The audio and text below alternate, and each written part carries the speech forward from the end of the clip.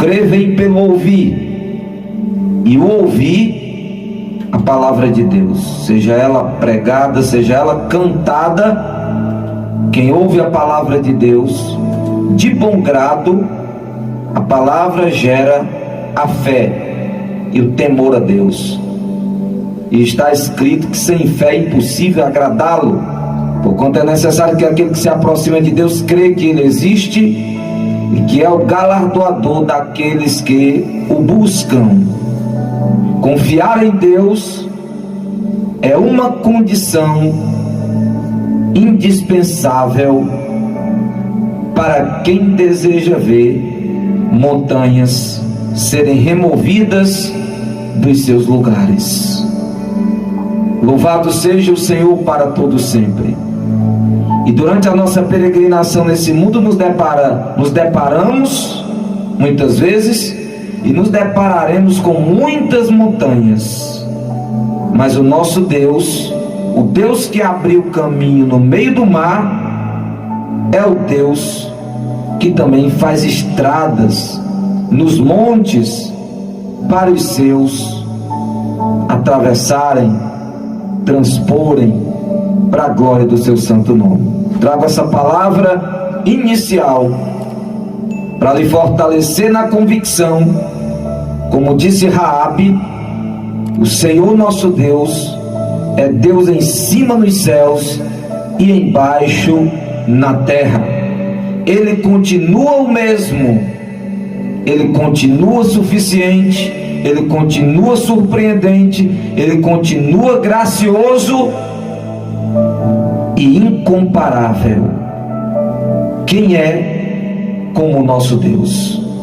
Agindo eu, declarou ele ao profeta Isaías, agindo eu, quem impedirá? Eu quero ler uma passagem para compartilhar convosco nessa noite. Um rápido lembrete, um lembrete necessário, já que eu estava falando sobre vida abundante, sobre a vida que nós nascemos para viver e que só descobrimos a realidade dessa vida, a possibilidade dessa vida, depois da experiência mais singular dessa existência, que é o novo nascimento, o conhecer Jesus como Ele é, pela fé, pela iluminação recebida de Deus, pela obediência às palavras do Mestre dos Mestres. A passagem que eu quero ler para fundamentar a mensagem é Apocalipse capítulo 2, versículo de número 4. Apenas o versículo 4. Eu tenho, porém, contra você o seguinte: eu tenho, porém, contra você o seguinte: você abandonou o seu primeiro amor. Essa exortação foi endereçada de forma direta ao anjo, ao pastor, ao líder, ao mentor espiritual da comunidade cristã de Éfeso, no final do primeiro século, quando o Apocalipse de João o apóstolo do amor, quando o Apocalipse foi escrito, o Senhor deu a João uma revelação profundíssima e muito pertinente para os nossos dias, uma revelação, um diagnóstico, um raio-x espiritual, uma ressonância magnética espiritual da condição de uma comunidade inteira de fé, começando pelo seu líder, pelo seu dirigente, pelo seu pastor. De forma direta a mensagem era para ele, de forma indireta a mensagem era para toda a comunidade de Éfeso e para nós, para quem os fins dos séculos têm chegado. O Senhor elogia aquele líder espiritual e aquela comunidade, porque eles tinham virtudes, eles tinham qualidades que precisavam ser reconhecidas, valorizadas. E Deus não é injusto para se esquecer do nosso trabalho, disse o apóstolo Paulo. Deus não vê como vê o homem vê o exterior, o Senhor vê o coração. Então Deus viu, Jesus viu naquela igreja, Jesus ressuscitado, glorificado, que apareceu a João na ilha de Patmos, e que deu a ele esse diagnóstico de 7 comunidades de fé na antiga Ásia Menor, que corresponde atualmente à Turquia asiática. Comunidade de Éfeso é elogiada porque era uma comunidade de fé perseverante no Evangelho, mesmo em um tempo de grande perseguição e opressão, ameaças, tirania, intolerância, naquele tempo em que o Império Romano governava o mundo.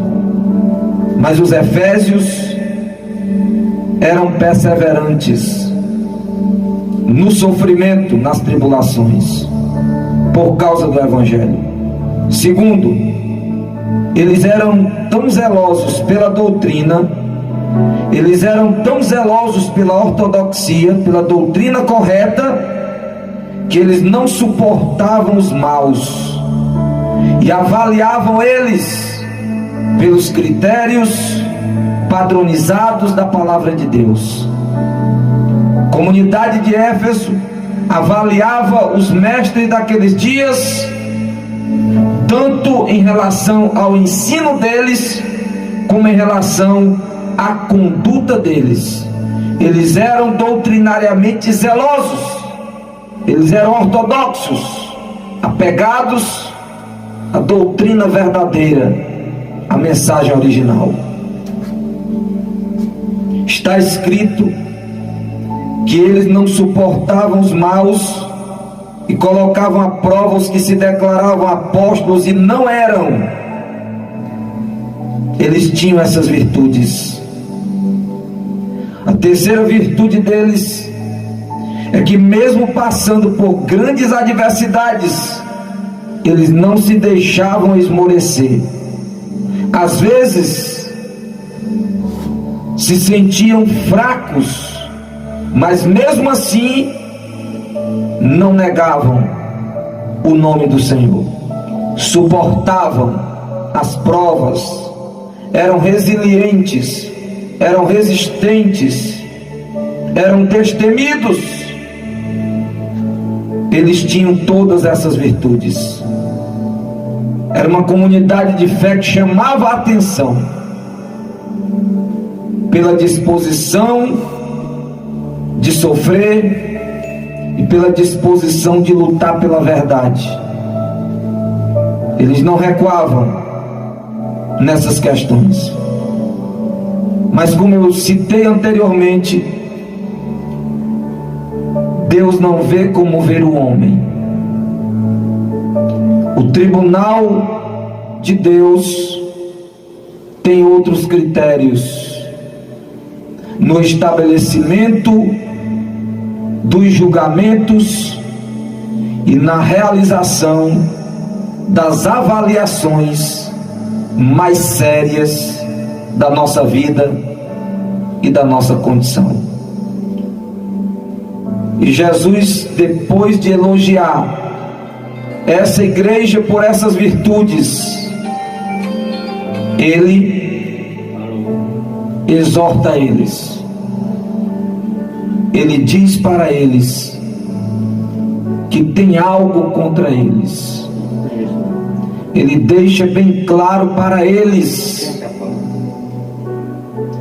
que eles não estavam 100%. Jesus deixa bem claro para eles que no ponto mais fundamental da vida deles, eles estavam deixando a desejar. E isso é muito pertinente, essa avaliação que Jesus fez da condição do anjo e da própria igreja de Éfeso. É um grande lembrete para todos nós de uma verdade que alguém já disse: em cada um de nós existem três pessoas: a pessoa que pensam que somos, a pessoa que nós achamos que somos e a pessoa que Deus sabe que somos. Jesus diz para eles: eu tenho porém contra ti. Nessa cultura evangelical, em que ainda hoje se repete aquele chavão antigo, aquele clichê antigo entre nós pentecostais, quando nos perguntavam se nós estávamos satisfeitos com Jesus, se nós estávamos alegres com Jesus, e quem fazia essa pergunta se alegrava e se animava quando todo mundo respondia: eu estou muito satisfeito com Jesus. Não tem como estarmos insatisfeitos com Ele. Mas a questão aqui em pauta não é se nós estamos satisfeitos com Ele, mas se Ele está satisfeito conosco. Nós não temos nada contra Ele, mas Ele pode ter algo contra nós. E aqui, para a comunidade de Éfeso, para o líder da igreja, ele diz: eu tenho porém contra ti uma coisa: você abandonou o primeiro amor. Ou seja, vocês estão vivendo a espiritualidade de vocês no piloto automático. Vocês estão fazendo as coisas certas, mas a motivação de vocês já não é mais o amor primeiro, como no passado. Vocês fazem o que é certo, mas não é mais por amor, é por ritual, é por cerimônia, é por cultura. Nós observamos nesta exortação uma mensagem contundente para os nossos dias.